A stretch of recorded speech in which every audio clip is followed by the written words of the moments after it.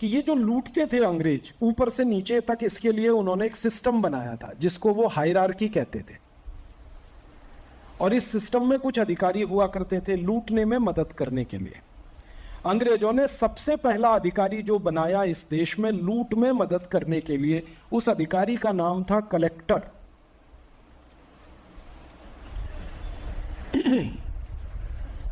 अंग्रेजी शब्द है ना कलेक्ट। कलेक्ट माने इकट्ठा करना, कलेक्टर माने इकट्ठा करने वाला। क्या? लूट का माल।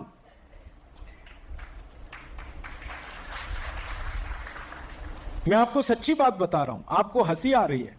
ब्रिटिश पार्लियामेंट में बाकायदा 3 साल बहस चली 1857 से 1860 तक कि इस लूट के पैसे को गांव गांव जाकर इकट्ठा कौन करे।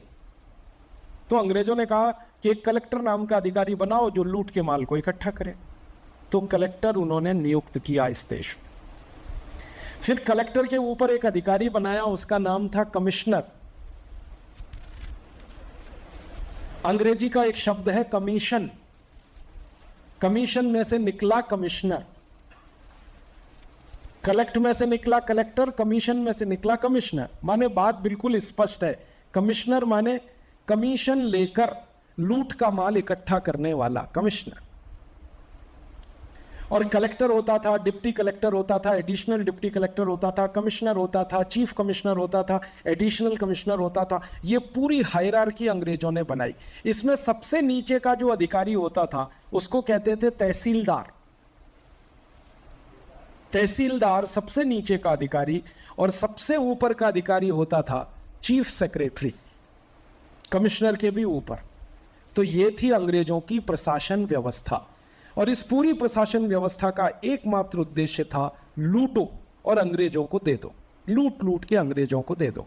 तो कलेक्टर लूटता था, उसको कुछ कमीशन मिलता था। कमिश्नर लूटता था, उसको कुछ कमीशन मिलता था। वो कमीशन ये अपनी जेब में रखते थे और लूट का पूरा माल ईस्ट इंडिया कंपनी और अंग्रेजों को दिया करते थे। ये थी हमारी प्रशासन व्यवस्था।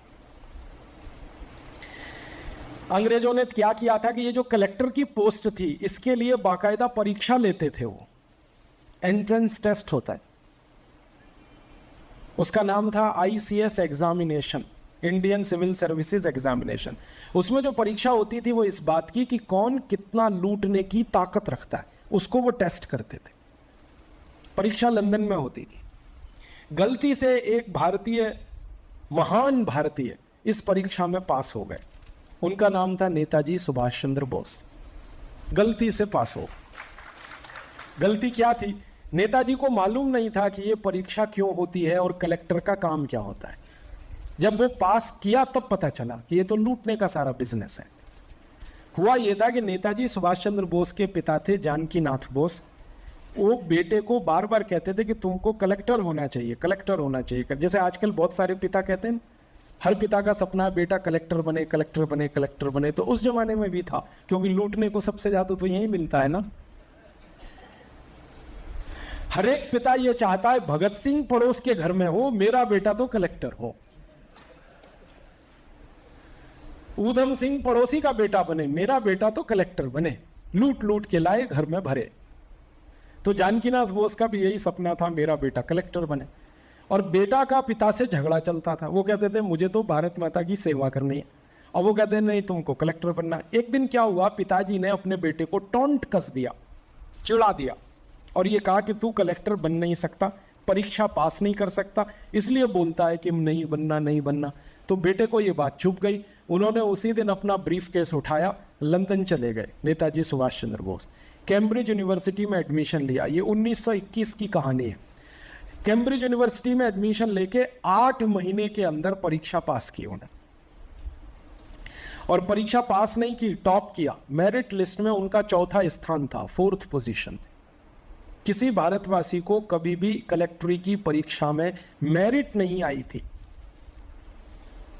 नेताजी सुभाष चंद्र बोस के पहले एक भारतवासी और थे जिन्होंने ये परीक्षा पास की थी, अरविंदो घोष। लेकिन अरविंदो घोष की मेरिट नहीं थी। ध्यान से सुनिएगा इस बात को। नेताजी सुभाष चंद्र बोस की मेरिट आई थी, अरविंदो घोष ने परीक्षा पास की थी और मेरिट में उनका नंबर शायद 246वां या ऐसा कुछ था। नेताजी सुभाष का 4था स्थान था। 8 महीने में परीक्षा पास की थी और अंग्रेजों के सब्जेक्ट लेकर परीक्षा पास की थी। इंडियन सब्जेक्ट नहीं लिए थे उन्होंने, यूरोपियन हिस्ट्री लिया था उन्होंने आईसीएस की परीक्षा पास करने के लिए, और उसमें मास्टरी करी, परीक्षा में 4th पोजीशन आई, कलेक्टर हो गए। होने के बाद उनको पता चला कि यहाँ तो सारा कमीशन खोरी का बिजनेस है। उनको कहा गया कि तुमको भारत में पोस्टिंग मिलेगी, इतना लूटना है, उसमें इतना तुम्हारा कमीशन होगा, और हर बार पोस्टिंग में तुम्हारी तरक्की होती जाएगी। तुम जितना ज़्यादा ईस्ट इंडिया कंपनी को लूट लूट के दोगे, उसी के हिसाब से तुम्हारा प्रमोशन होगा। नेताजी सुभाष ने कहा कि मैं ये नौकरी नहीं कर सकता, और उसी समय उन्होंने इस्तीफा दिया, रिजाइन किया। जब उन्होंने इस्तीफा दिया तो उनके पिता बहुत दुखी हुए, लेकिन उन्होंने पिता से ये कहा कि मैं भारत माता के लोगों को लूट नहीं सकता, और ये पूरी नौकरी लूट करने के लिए है, मैं नहीं जा सकता इस नौकरी। इस्तीफा दे के वापस आए, और वापस आने के बाद की कहानी आप सब जानते हैं, उन्होंने भारत में क्या क्या किया, और अंत में इंडियन नेशनल आर्मी बनाई और उससे अंग्रेजों के खिलाफ लड़ा, और अंग्रेजों को भारत से भगाने में उनका बहुत बड़ा योगदान था।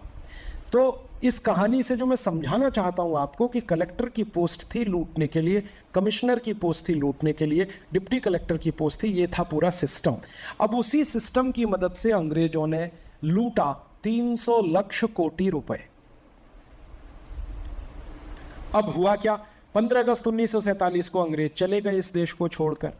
तब बहस हुई इस भारत में आजादी के समय कि ये अंग्रेजों ने जो लूटने के लिए सिस्टम बनाया, इसका क्या करें। ये जो कलेक्टर है इसका क्या करें, कमिश्नर का क्या करें, डिप्टी कलेक्टर का क्या करें, तहसीलदार का क्या करें, नायब तहसीलदार का क्या करें, एसडीएम का क्या करें। ये बहस हुई भारत में, और इस बहस को किया महात्मा गांधी ने। महात्मा गांधी उस समय के जीवित नेताओं में सबसे पहले व्यक्ति थे जिन्होंने ये कहा कि अंग्रेज जा रहे हैं 15 अगस्त 1947 को, तो अंग्रेजों के साथ ये जो सिस्टम है अंग्रेजों का लूटने का, इसको भी भारत से भगा दो। गांधी जी ने खुलेआम कहा हमें कलेक्टर नहीं चाहिए, हमें कमिश्नर नहीं चाहिए, हमें लूटना नहीं है अपने देश के लोगों को, इसलिए ये ब्यूरोक्रेसी को भारत से हटाओ। और गांधी जी ने इतने कठोर शब्दों में कहा कि अगर अंग्रेजों को रखना है तो भारत में मेहमान की तरह से रख लो, लेकिन अंग्रेजों का ये जो सिस्टम है, ये जो तंत्र है, इसको खत्म कर दो। गांधी जी को सपोर्ट करने वाले अकेले एकमात्र दूसरे नेता थे उस समय, जिनका नाम था सरदार वल्लभ भाई पटेल। उन्होंने कहा कि मैं सहमत हूं बापू आपकी बात से, हमें कलेक्टर कमिश्नर आदि आदि नहीं चाहिए, ये हमें खत्म कर देना ही चाहिए। और इसी एक काम के लिए महात्मा गांधी ने सरदार वल्लभ भाई पटेल को गृह मंत्री बनाया था, क्योंकि गृह मंत्री के कंट्रोल में ये रहते हैं सारे कलेक्टर कमिश्नर आदि आदि। सरदार पटेल को गृह मंत्री बनाने की जो योजना थी वो ये थी कि ये बनेगा जब गृह मंत्री, तो ये तय करेगा कि ये खत्म हो, कलेक्टर कमिश्नर कानून खत्म हो। इंडियन सिविल सर्विसेज एक्ट को खत्म कराना चाहते थे गांधी जी, और लूट के सब कानूनों को खत्म कराना चाहते।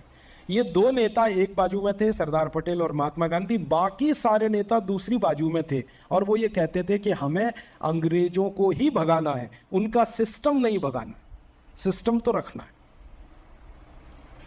कलेक्टर भी रखना है, कमिश्नर भी रखना है। क्यों? बात सीधी सी है कि हम भी लूटेंगे इनकी मदद से। अगर ये कलेक्टर कमिश्नर ही भाग गए तो हम कैसे लूटेंगे फिर अंग्रेजों के जाने के बाद।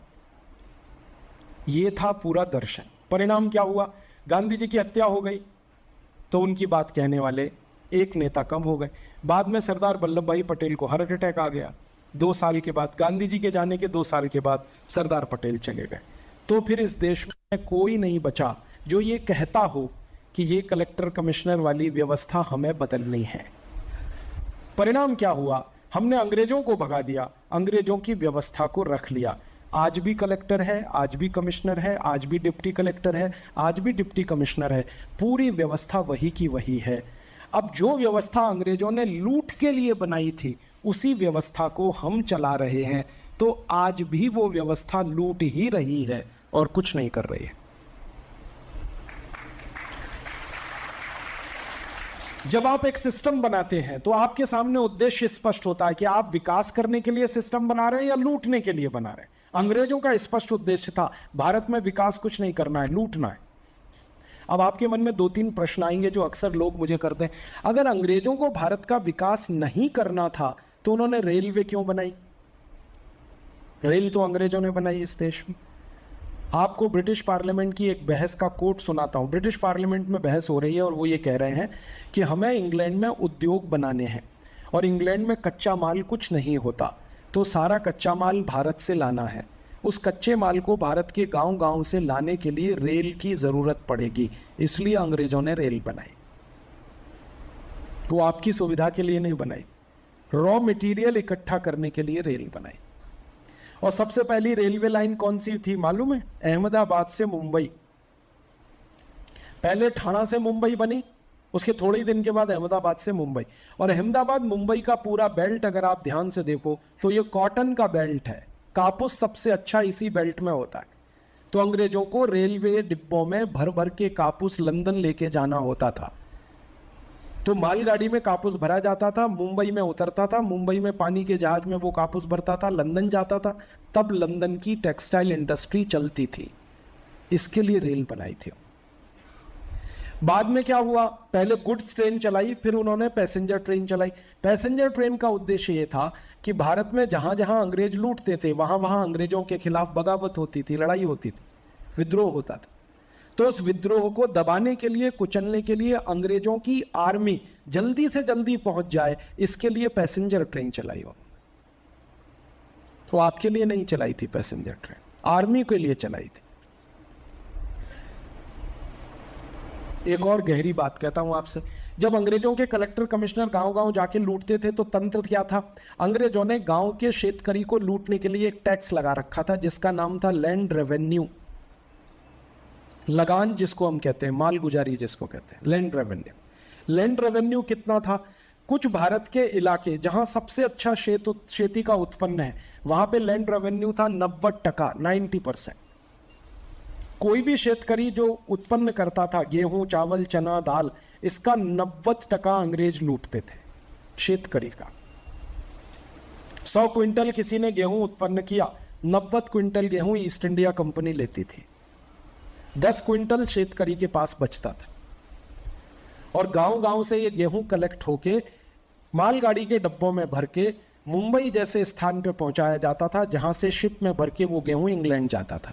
और इंग्लैंड में फिर उससे बेकरी इंडस्ट्री चलती थी, पाव रोटी बनती थी, डबल रोटी बनती थी। उस समय इंग्लैंड में गेहूं नहीं होता था, भारत से जाता था।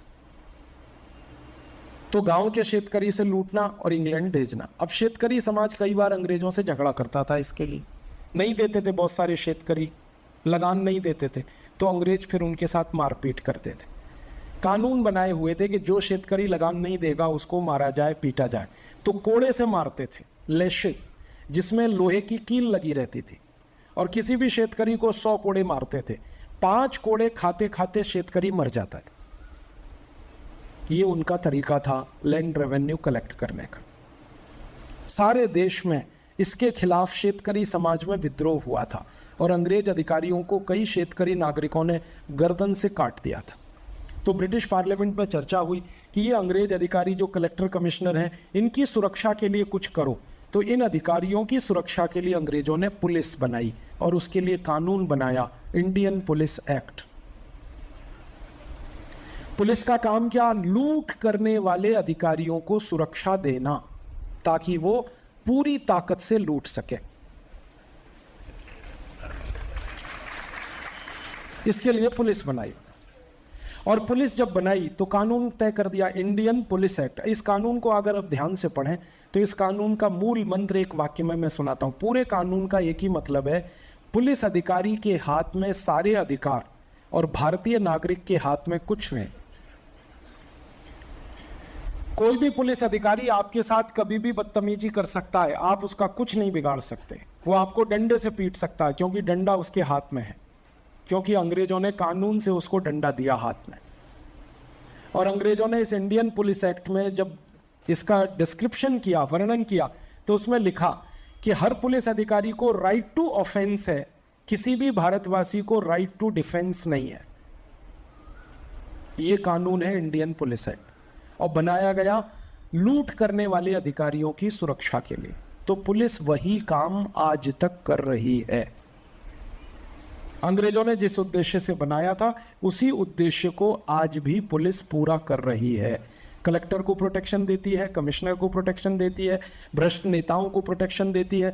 भ्रष्ट नेता, भ्रष्ट अधिकारी जितना लूटना चाहें लूटें, पुलिस का पूरा समर्थन और सहयोग इन लूटखोर पुढ़ारियों को, अधिकारियों को हमेशा मिलता है। और लूटने वाले भारतवासी को कभी भी पुलिस का सहयोग और समर्थन नहीं मिलता, क्योंकि कानून ऐसा है। और एक इंटरेस्टिंग बात बताता हूं, जब आप लूटोगे और लूटने के लिए पुलिस भी आपके साथ है, मैं आपसे ये कहूं कि मैं लातूर में आऊं और आपको लूटूं, जेब काटूं, आपके घर में जाके डकैती डालूं, आप क्या करोगे? पकड़ के पुलिस को दे दोगे। लेकिन पुलिस अगर मेरा सहयोग कर रही है लूटने में, तो क्या करूंगा? कुछ नहीं कर सकते आप। अगर कानून ऐसा है कि मैं आपकी जेब काटूं, वो कानूनन है। ऐसे में जेब काटूंगा, आप हल्ला मचाओगे, चिल्लाओगे, मेरी जेब क्यों काटी, ऐसा क्यों किया, वैसा क्यों किया। मान लो लातूर में कानून ही बन जाए जेब काटने का, तब क्या करोगे आप? और मैं जब कानून से जेब काटूंगा आपकी, तो कहूंगा मैं तो कानून का पालन कर रहा हूं, आपकी जेब कटे तो मेरे का क्या लेना देना इससे। सारे पुढ़ारी यही कहते हैं, हम लॉ एंड ऑर्डर मेंटेन करते हैं, माने लूटने के कानूनों का पालन करते हैं। अब आपकी लूट होती है तो हम क्या करें इसमें? हम तो कानून का पालन कर रहे हैं, अब कानून लूटने के लिए तो हम क्या करें? ये लूटने के कानून कैसे हैं? आप व्यापार करते हैं, उद्योग चलाते हैं, तो सबसे पहले आपको लूटा जाता है सेंट्रल एक्साइज ड्यूटी के नाम पे। ये अंग्रेजों के जमाने से बना हुआ कानून है, सेंट्रल एक्साइज एक्ट। और अंग्रेजों ने जब ये कानून तय किया था, तब बहस हुई थी ब्रिटिश पार्लियामेंट में। तो ये बहस थी कि भारत के व्यापारियों को कैसे कैसे लूटा जाए। किसानों को, शेतकरी को लूटने के लिए लैंड रेवेन्यू, और व्यापारियों को लूटने के लिए क्या करें। तो एक अंग्रेज होता था, उसका नाम था विलियम विल्बरफोर्स। उसने कहा कि भारत के व्यापारी जो उत्पादन करते हैं, सबसे पहले वहीं लूटो उसको। तो अंग्रेजों ने लगा दिया एक्साइज ड्यूटी। फिर बाद में उसी विल्बरफोर्स ने कहा कि भारत के व्यापारी जो बिक्री करते हैं, फिर लूटो उनको बिक्री के समय। तो अंग्रेजों ने लगा दिया सेंट्रल सेल्स टैक्स। फिर विल्बरफोर्स ने कहा कि भारत के व्यापारी बिक्री करके जो मुनाफा कमाते हैं, इस पे फिर लूटो इनको। तो अंग्रेजों ने लगा दिया इनकम टैक्स। फिर विल्बरफोर्स ने कहा कि भारत के व्यापारी कोई भी माल को एक गांव से दूसरे गांव लेके जाते हैं, तो गांव ले जा रहे हैं तो रास्ते में फिर लूटो इनको। तो अंग्रेजों ने लगाया टोल टैक्स और एक लगाया रोड टैक्स। दो अलग अलग लगाए, रोड टैक्स, टोल टैक्स। फिर विल्बरफोर्स ने कहा कि व्यापारी जब माल को लेके किसी गांव में घुसते हैं, तो गांव के एंट्री पॉइंट पे फिर लूटो इनको।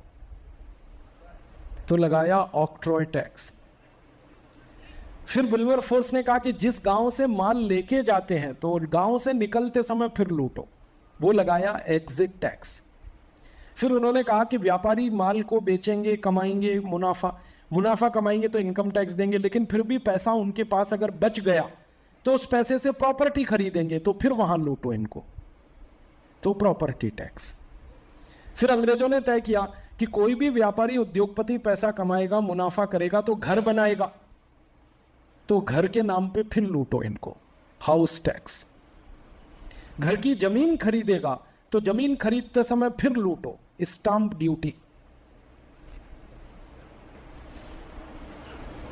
23 तरह से व्यापारियों को लूटने के लिए अंग्रेजों ने टैक्स सिस्टम लाया, 23 तरह से।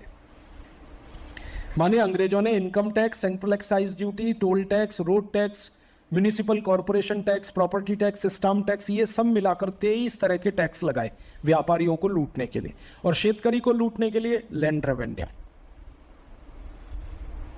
अब 1947 में महात्मा गांधी ने कहा कि ये जितने टैक्स अंग्रेजों ने लगाए थे, ये सब खत्म करो। गांधी जी बार बार ये कहते थे, अंग्रेजों की व्यवस्था को खत्म करो, ये नहीं चाहिए हमें, क्योंकि अंग्रेजों ने लूटने के लिए ये व्यवस्था चलाई। लेकिन महात्मा गांधी का दुर्भाग्य ये था कि वो सब खत्म करने से पहले उनको मार डाला। अगर वो जिंदा रहते तो ये लड़ाई हमें नहीं लड़नी पड़ती, भारत स्वाभिमान नहीं करना पड़ता। वो गांधी जी खुद ही कर जाते ये काम, क्योंकि उनको समझता था कि ये सिस्टम अंग्रेजों ने बनाया है लूटने के लिए। अब हमारा दुख और दर्द यही है कि 15 अगस्त 1947 को जिस सिस्टम को उठा के फेंक देना चाहिए था, जला देना चाहिए था, उसको हमने ना फेंका ना जलाया, उसी सिस्टम को आगे बढ़ाया। अब वही सिस्टम चल रहा है और भारत को लूट रहा है। अब कितना लूट रहा है ये सिस्टम भारत को? अंग्रेजों ने तो 250 साल में 300 लाख कोटि रुपए लूटा था। आजादी के पिछले 63 साल में इस सिस्टम ने देश को अंग्रेजों से ज्यादा लूट लिया। अब होता क्या है कि पहले जहां गवर्नर जनरल होता था वहां भारत के पुढ़ारी हैं। इस समय कोई चीफ मिनिस्टर है, कोई प्राइम मिनिस्टर है, कोई फाइनेंस मिनिस्टर है, कोई कॉमर्स मिनिस्टर है। ये सब गवर्नर जनरल की ताकत वाले अधिकारी हैं जिनको हम पुढ़ारी कहते हैं, मंत्री कहते हैं। और उसके नीचे कमिश्नर, कलेक्टर की पूरी हायरार्की खड़ी है लूट में मदद करने के लिए। तो आज के जो काले अंग्रेज हैं जिनको हम पुढ़ारी कहते हैं, उनको मैं काला अंग्रेज कहता हूं, क्योंकि इन सब में आत्मा अंग्रेजों वाली ही है। ये देखने में भारतीय लगते हैं, कपड़े भी आपके जैसे मेरे जैसे पहनते हैं, आत्मा इनकी पूरी अंग्रेजों वाली है। आज के पुढ़ारी किसी भी मामले में रॉबर्ट क्लाइव से कम नहीं है। रॉबर्ट क्लाइव ने लूट का जो रिकॉर्ड बनाया, पुढ़ारियों ने वो रिकॉर्ड तोड़ना शुरू कर दिया है अभी। उदाहरण दूं, एक काला अंग्रेज पुढ़ारी इस देश में, उसका नाम है मधु कोड़ा। झारखंड में 2 साल के लिए मुख्यमंत्री बना वो। ये कहानी तो आपको मालूम है, मैं तो याद दिलाने के लिए सुना रहा हूं। मधु कोड़ा नाम का एक काला अंग्रेज पुढ़ारी के रूप में झारखंड का सीएम बना, चीफ मिनिस्टर, मुख्यमंत्री, 2 वर्ष के लिए। और वो ऐसा सीएम था जो अपक्ष था, उसकी कोई पक्ष नहीं थी, निर्दलीय था, इंडिपेंडेंट था, चुन के आया और झारखंड के पुढ़ारियों ने मिलकर उसको सीएम बना दिया। ऐसा था। अब जिसकी पक्ष नहीं थी वो पुढ़ारी सीएम बन गया। उसने अंधाधुंध लूटा पूरे झारखंड का खजाना, और उसने खुद ये कबूल किया है कि मैंने 5,600 कोटि रुपए लूटा 2 वर्ष में। 5,600 कोटि 2 वर्ष में। फिर उसको पूछा गया कि तुमने अकेले ने लूटा? उसने कहा मुझको जो समर्थन दे रहे थे उन्होंने भी लूटा है, मैं अकेला थोड़ी लूट सकता हूं। क्योंकि ध्यान रखना, लूट में ऊपर से नीचे तक हिस्सा होता है, तभी लूट हो सकती है, नहीं तो संभव नहीं है। तो उसने कहा जिन्होंने मुझे सपोर्ट किया उन्होंने भी लूटा, मैंने भी लूटा। तुम्हारा पैसा कहाँ है? तो उसने कहा स्विस बैंक में। तो मधु कोड़ा के कहने पर अधिकारी स्विट्जरलैंड गए, तो वहां मधु कोड़ा के 8 खाते मिले। 2 वर्ष जो मुख्यमंत्री रहा उसके स्विट्जरलैंड की बैंकों में 8 खाते हैं और उसमें 5,600 कोटि रुपए जमा हैं। और झारखंड भारत का सबसे गरीब राज्य है। अब भारत के सबसे गरीब राज्य में अपक्ष मुख्यमंत्री 2 साल में 5,600 कोटि लूट सकता है, तो भारत के सबसे श्रीमंत राज्य महाराष्ट्र में जो मुख्यमंत्री 10 साल रह चुके, उन्होंने 50,000 कोटि तो लूटा ही होगा। इससे तो कम सवाल ही नहीं। महाराष्ट्र भारत का सबसे श्रीमंत राज्य है, पर कैपिटा इनकम में भारत के सबसे पहले नंबर पर है। एक जमाना था कि भारत का सबसे श्रीमंत राज्य पंजाब था, लेकिन जो आतंकवाद घुस गया ना पंजाब में, तो पंजाब बहुत पीछे चला गया। अभी महाराष्ट्र सबसे ऊपर है। तो मैं तो महाराष्ट्र को सोच सोच के दुखी होता रहता हूं कि ये सबसे श्रीमंत राज्य में ऐसे कम से कम 10 पुढ़ारी हैं जो 2-2 बार मुख्यमंत्री रह चुके हैं। उन्होंने कितना लूट मचाई होगी, और वो सब पक्ष के हैं, अपक्ष नहीं है एक भी। सब पक्ष के। पक्ष वाला तो ज्यादा लूटेगा ना, अपक्ष वाला 5,600 कोटि लूटेगा 2 साल में, तो पक्ष वाला 2 साल में 10,000 कोटि तो लेने ही वाला है, ये तो पक्का है। तो मधु कोड़ा का जब बात समझ में आया तो हमने महाराष्ट्र के कुछ पुढ़ारियों की जन्म कुंडली बनाना शुरू किया। जन्म कुंडली वो नहीं राहु केतु वाली, वो हमको नहीं आती।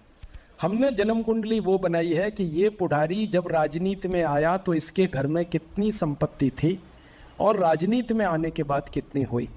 तो बिना नाम लिए, क्योंकि परम पूजनीय स्वामी जी का आदेश नहीं है नाम लेने के लिए, इसलिए बिना नाम लिए कहूंगा, लेकिन आप इतने समझदार हैं, सब समझ जाएंगे। एक पुढ़ारी है जो 25 साल पहले घर में उसके टूटी साइकिल नहीं थी, महाराष्ट्र में 2 बार मुख्यमंत्री बना, केंद्र में कई बार मंत्री बना, आज भी है।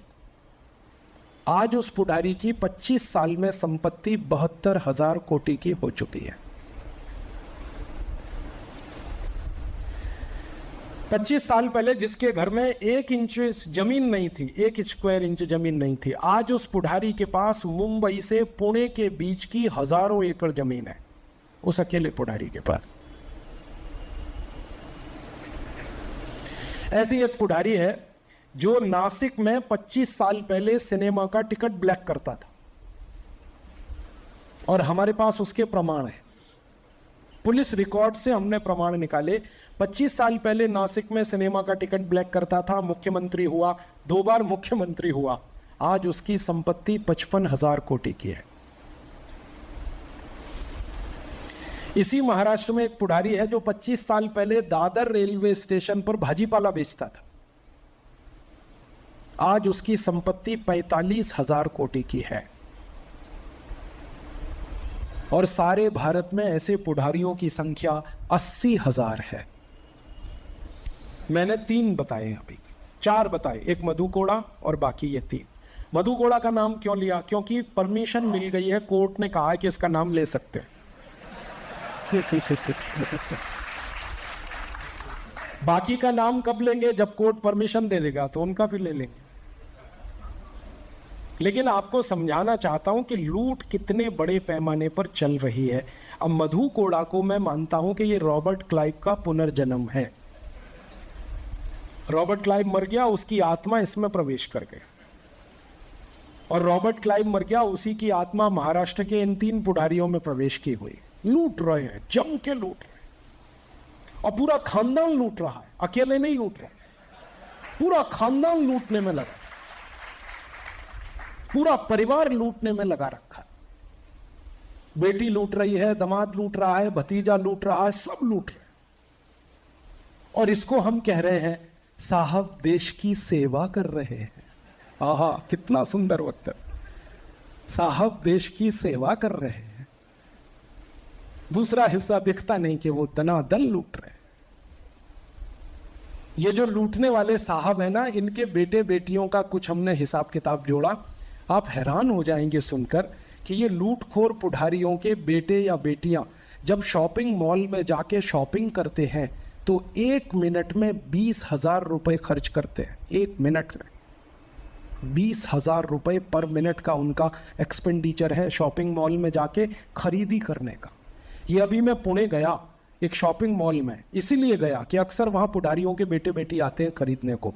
वहाँ जाकर मैंने कैलकुलेशन किया, मैं पूछा 1 घंटे की शॉपिंग कितने रुपए की होती है उनकी? तो उन्होंने कहा आप 1 घंटे की बात कर रहे हैं, आधे घंटे की पूछो, 15 मिनट की पूछो। तब कैलकुलेट करते करते 1 मिनट पे आया तो 20,000 रुपए खर्च कर देते हैं, ऐसे ही फेंक देते हैं शॉपिंग मॉल। और दुख मुझे ये है कि भारत के 84 कोटि लोगों को 24 तास में खर्च करने के लिए 20 रुपए नहीं है जेब में। 84 कोटि लोग एक दिन में 24 तास में 20 रुपए खर्च नहीं कर पाते, और ये लूटखोर पुढारियों के एक एक बेटा या बेटी का शॉपिंग मॉल का खर्चा 20,000 रुपए। ऐसा भारत बना दिया आजादी के 63 साल। और अब की जो राजनीति है वो राजनीति क्या है? सत्ता में आओ, मंत्री बनो, लूटो, लूट के पैसे से दोबारा चुनाव जीतो, फिर मंत्री बनो, फिर लूटो, फिर पैसे खर्च करो, फिर चुनाव जीतो, फिर लूटो, फिर मंत्री बनो। एकमात्र कार्यक्रम है ये, एकमात्र। और वोट लेके जीत के मंत्री बनना बहुत जरूरी है, नहीं तो लूटेंगे कैसे? तो वोट लेने के लिए पैसे खर्च करो, दारू की बोतल दो, 1,000 रुपए देना पड़े, 1,500, 2,000, एक एक परिवार को पैसे पहुंचाओ, शराब पहुंचाओ, और आप उनको साड़ियां दो, कुछ भी टेलीविजन दो, जो देना है दो, वोट ले लो, माने खरीदो वोट, ताकि आपको लूटने का लाइसेंस मिले। और हम सब क्या कहते हैं? हमने तो ये पुढारी को चुन के दे दिया 5 साल के लिए, आप इसको करेक्ट करिए। आपने 5 साल के लिए उसको लूट का लाइसेंस दे दिया, चुन कर नहीं दिया। अब 5 साल वो लूटेगा, आप कुछ नहीं बिगाड़ सकते उसका। और अगले 5 साल बाद फिर आ गया तो फिर लूटेगा, फिर कुछ नहीं बिगाड़ सकते आप उसको। और इसलिए हर पुढारी ने अपने पूरे खानदान को उतारा है इस बिजनेस में, क्योंकि इससे अच्छा कोई बिजनेस नहीं है यहाँ इनिशियल पेड अप कैपिटल 0 है ईस्ट इंडिया कंपनी की तरफ से, और आमदनी लाखों कोटि रुपए की। आपको कुछ लाख या कुछ कोटि रुपए कमाने में बहुत मेहनत करनी पड़ती है, उद्योग चलाना पड़ता है, व्यापार करना पड़ता है, फिर गालियां सुननी पड़ती है, ग्राहक की गालियां सुनो, और फिर टैक्स डिपार्टमेंट की गालियां सुनो। कितनी तकलीफों से आप कुछ कोटि कुछ लक्ष रुपए कमाते हैं। इन पुढ़ारियों को तो कुछ नहीं सुनना है। मैं कई बार ये सोचता हूं कि मान लो मैं आपका बिजनेस पार्टनर बनूं, तो मुझे कुछ ना कुछ इन्वेस्ट करना पड़ता है, अदरवाइज मैं आपका बिजनेस पार्टनर नहीं बनता। ये पुढ़ारी तो बिना इन्वेस्टमेंट के पार्टनर हैं आपके। ये तो सीधे लूट लेते हैं आपसे, डोनेशन के नाम पे लूटते हैं, धमका के डरा के लूटते हैं, फोन करवाते हैं, गुंड बदमाशों से फोन आते हैं आपके पास, इतना दे दो, नहीं तो ये करेंगे, नहीं तो वो करेंगे, नहीं तो ऐसे करेंगे। टैक्स के रूप में तो लूटते ही हैं, गुंड टैक्स के रूप में अलग लूटते हैं। यही सारा सिस्टम चल रहा है। अब इस सिस्टम ने दुष्परिणाम क्या पैदा किया है? आजादी के 63 सालों में भारत के पुढ़ारियों ने और अधिकारियों ने मिलकर जो लूटा हुआ धन है, उसका अभी कैलकुलेशन किया एक बहुत बड़ी संस्था ने, उसका नाम है टैक्स जस्टिस नेटवर्क। ये अंतर्राष्ट्रीय संस्था है। ये संस्था एकमात्र काम करने के लिए बनी है कि दुनिया के देशों में जो भ्रष्टाचार होता है, जो लूटखोरी होती है, उस पर अध्ययन करना, अभ्यास करना। टैक्स जस्टिस नेटवर्क का अध्ययन भारत के बारे में क्या है? उनका कहना है, 2006 के साल तक के आंकड़े बता रहा हूं, उसके आगे के आंकड़े अभी तक उन्होंने खुद नहीं तैयार किए। उनका कहना है कि 2006 के साल तक भारत के भ्रष्ट पुढ़ारियों ने 258 लाख कोटि रुपए लूट लिया और विदेशी बैंकों में जमा कर दिए। इसमें से 72 लाख कोटि रुपए स्विस बैंक में है और बाकी बचा हुआ दुनिया के 70 देशों की बैंकों में है। ये 2006 के फिगर हैं। अब 2007 भी चला गया, 2008 भी चला गया, 2009 भी चला गया और अब 2010 आधा चला गया। तो हमारा अनुमान है कि आज की तारीख तक लगभग 300 लाख कोटि रुपए पुढ़ारी और अधिकारियों ने लूटकर विदेशों में जमा कर दिया। अंग्रेजों ने 300 लाख कोटि रुपए लेने में 250 साल लगाए। इन काले अंग्रेजों ने 300 लाख कोटि रुपए लूटने में सिर्फ 63 साल लगाए, 63 ईयर्स। तो ये तो अंग्रेजों के बाप है। और ये बेशर्म लूट को हम हिंदुस्तान में डेमोक्रेसी कहते हैं, लोकतंत्र कहते हैं। मैं विनम्रता से कह रहा हूं, ये लूट तंत्र है, ये लोकतंत्र तो कहीं भी नहीं है।